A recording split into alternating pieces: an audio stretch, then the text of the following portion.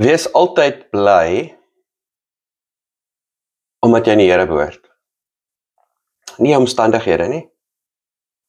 Nie hoeveel goed jy het nie, nie hoeveel geld jy het nie, nie hoe gesond jy is nie. Wees bly, omdat jy aan die Here behoort. Dis genoeg. Dis genoeg om met vreugde te lewe. In die Ou Testament, in Nehemia, dan sê Nehemia vir die mense, die vreugde van die Here is julle krag. Nie die krag van die Here is julle vreugde nie. Nie as ek reg lewe, sal ek bly wees nie. Ek is bly en daarom lewe ek reg. Ek is bly want ek behoort aan die Here. Ek is bly want ek weet wie God is. Ek is bly want ek weet wie ek is. En dis my genoeg om met vreugde te lewe. En dan maak my omstandighede nie eintlik so baie saak nie.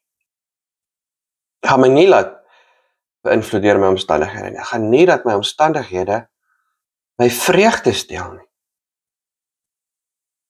Vrug van die Gees is liefde, vreugde. Dis die tweede element van die vrug van die Gees, naas liefde. Vreugde. Liefde, vreugde, vrede. Geduld, vriendelikheid.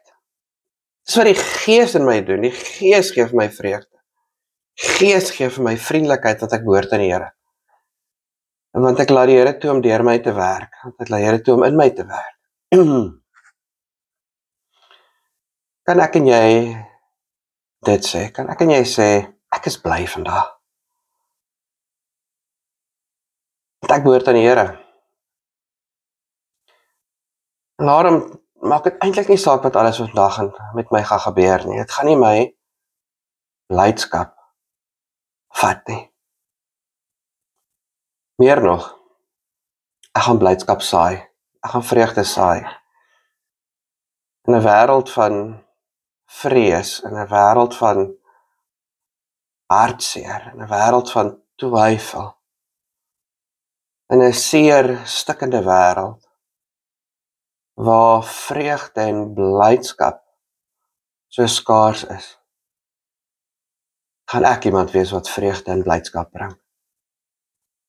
By my werk, by my skool, by my universiteit, in my huis, tussen my vriende, gaan ek 'n bringer wees van blydskap.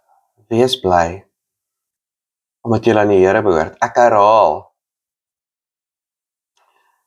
amper soos 'n pa of 'n ma wat sê, luister nou mooi vir my. Hierdie is belangrik. Ek gaan dit nou vir 'n tweede keer vir jou sê. Ek wil hê jy moet regtig doen. Ek wil hê jy moet regtig hoor. Ek herhaal. Wees bly. Here God, dankie dat ons aan U behoort. Dankie dat ons U sinne is en dat niks dit kan verander nie. Help my om dit te ervaar vandag.